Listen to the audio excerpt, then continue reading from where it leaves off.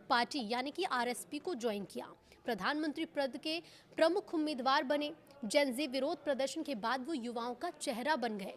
कुल मिलाकर बालेन शाह की जीत नेपाल में पुरानी राजनीतिक व्यवस्था के खिलाफ युवा विद्रोह का एक प्रतीक है।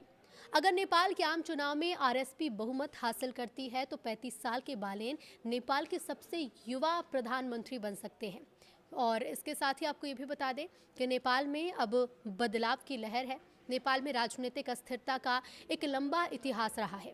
1990 से इसकी शुरुआत करें तो देखिए 1990 में लोकतंत्र की बहाली के बाद से नेपाल में राजनीतिक अस्थिरता लगातार बनी हुई है। पिछले 3 दशकों में देश में 32 बार सरकार बदल चुकी है। 32 बार 3 दशकों में। इस अस्थिरता का असर देश की अर्थव्यवस्था पर भी काफ़ी पड़ा है।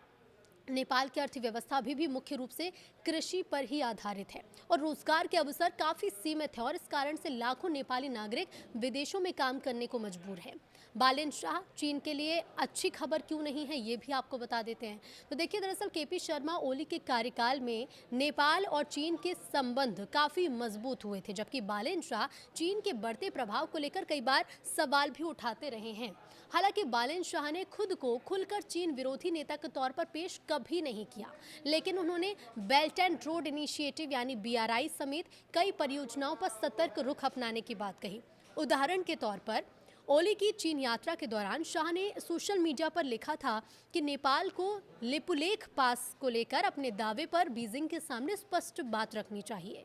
2023 में चीन ने एक नक्शा जारी किया था जिसमें नेपाल की ओर से ये दावा किया गया था कि इलाके को भारत में दिखाया गया। अब शाह इस बात से इतना ज़्यादा नाराज हुए कि अपनी प्रस्तावित चीन यात्रा ही उन्होंने रद्द कर दी थी। उन्होंने इसे नैतिक आधार पर लिया गया एक फैसला बताया था। बालेन शाह ने चुनावी घोषणा पत्र से चीन समर्थित बीआरआई इंडस्ट्रियल पार्क परियोजना को भी हटा दिया था।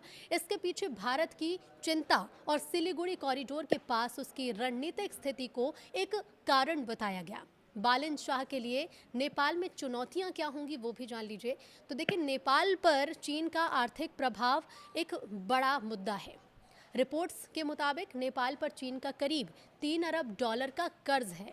अब ऐसे में अगर बालेन शाह की सरकार बनती है तो चीन के साथ आर्थिक संबंध और नेपाल की राजनीतिक स्वतंत्रता के बीच संतुलन बनाना उनके लिए काफ़ी बड़ी चुनौती हो सकता है।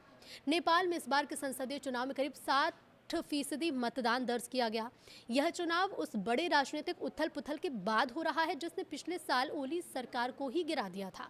अब ऐसे में आप अंदाज़ा लगाइए कि जब 3 दशक में 32 बार यहाँ पर सरकार बदल चुकी है, कई बार यहाँ पर अस्थिरता देखने को मिली है। खासतौर पर नेपाल में अर्थव्यवस्था को लेकर हमेशा देखिए कृषि